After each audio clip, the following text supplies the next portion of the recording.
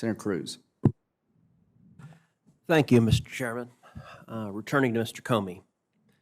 Mr. Comey, you testified earlier today that you have concerns whenever the FBI doesn't operate in a, quote, competent and honest way. In your judgment, was the way that the FBI handled the Russia investigation, the surveillance of the Trump campaign, the Carter Page FISA application, the Michael Flynn investigation, was that handled in a competent and honest way? First, Senator Cruz, there was no, to my knowledge, surveillance of the Trump campaign. I think the overall investigation of the Russian interference and whether Americans were associated with it was conducted in an honest, competent, independent way. Okay.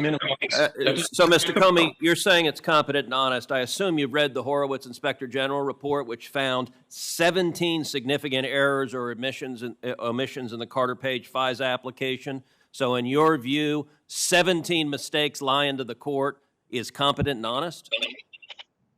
Well, I've read the report. I don't believe he concluded there were lies to the court, but there are significant and important failings in the way in which the Carter Page FISA was prepared and renewed.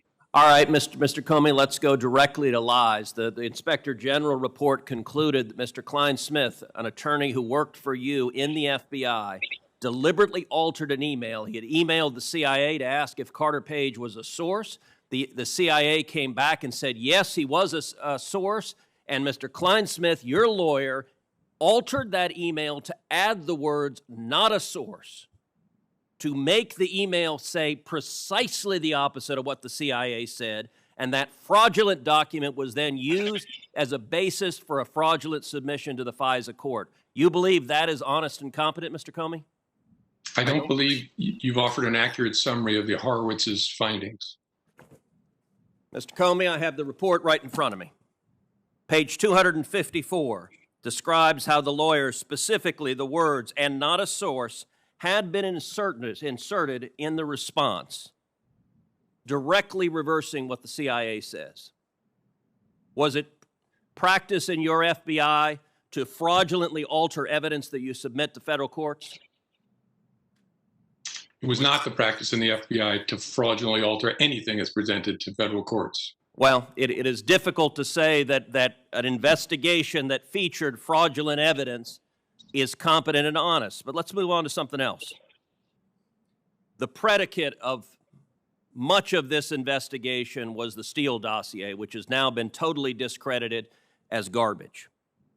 When did you learn that the Steele dossier was being funded by the Democratic National Committee and the Hillary Clinton campaign?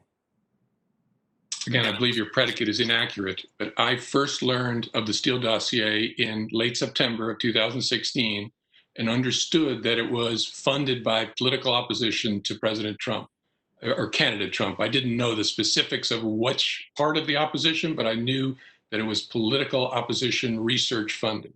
When? When did you learn that? I think about the time I was briefed on it, so about the same time, probably third week of September. So you were personally aware that the political opposition, whether the DNC or Hillary Clinton or whatever campaign bucket it was coming from, it was the opposing party that was funding it. You were specifically aware of it in September. Why didn't you tell the FISA court? Why did you omit that over and over and over again on applications you submitted? Didn't the court deserve to know that? My recollection is the FISA court was alerted to the possibility that it was a politically biased reporting. Your recollection is false. The FISA court was not told that it was funded by the DNC. That's one of the omissions that your FBI did repeatedly to the federal court. All right. Go ahead. That's not what I just said. So what did you just say? I said my recollection is the court was alerted that there was potential political bias in this reporting. Political bias is different from saying it was funded by the Hillary Clinton campaign. You just testified to this committee. You were specifically aware of that, and yet you repeatedly did not inform the court of it when you were getting an order to essentially weaponize the Democratic opposition research. All right, next question. When did you learn that the primary subsource, so the basis for this garbage Steele dossier, was a suspected Russian asset? I don't remember ever being informed of any prior investigation of any of Steele's sources, including the primary subsource. So you're not aware of it today? Oh, I'm aware of it today because I've read it in the public sphere, and I've read a summary memo that the Department of Justice sent to the Judiciary Committee.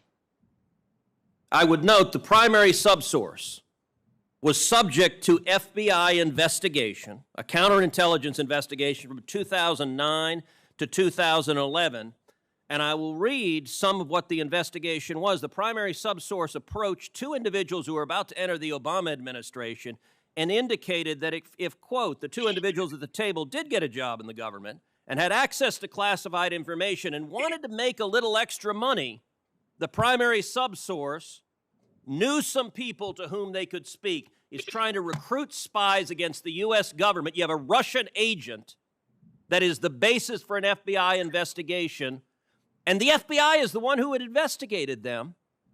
Your testimony is you didn't know. Did it occur to you to ask? Did you ask any questions or do any due diligence on this at all? I don't remember anything about the facts that have been revealed recently about the subsource. And as I said earlier, I think that cuts both ways, but I don't know how the people running the investigation thought about it. Well, you didn't tell the FISA court that either, and I suspect the FISA court would have had a very different assessment if you had told them that the basis for your application was what you were being told from a suspected Russian asset. All right, let's shift to another topic. On May 3rd, 2017, in this committee, Chairman Grassley asked you point blank, quote, have you ever been an anonymous source in news reports about matters relating to the Trump investigation or the Clinton investigation? You responded under oath, quote, never. He then asked you, quote, have you ever authorized someone else at the FBI to be an anonymous source in news reports about the Trump investigation or the Clinton administration? You responded again under oath, no.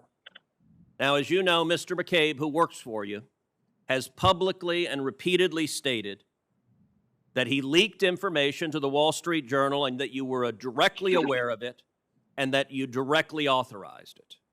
Now, what Mr. McCabe is saying and what you testified to this committee cannot both be true. One or the other is false.